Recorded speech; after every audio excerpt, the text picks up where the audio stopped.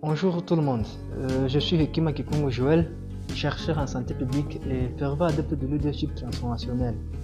Dans la vidéo précédente, je vous ai parlé des 3 niveaux de la pyramide sanitaire en RDC.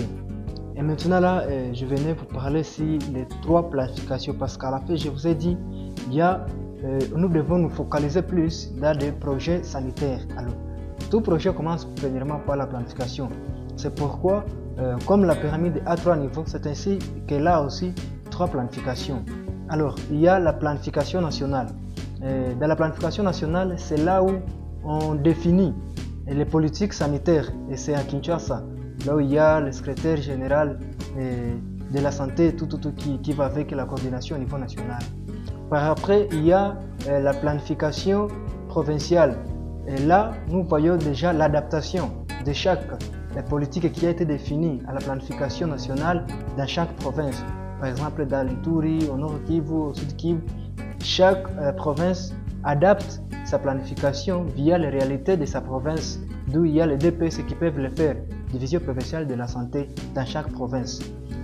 Et à la fin, il y a maintenant la planification opérationnelle.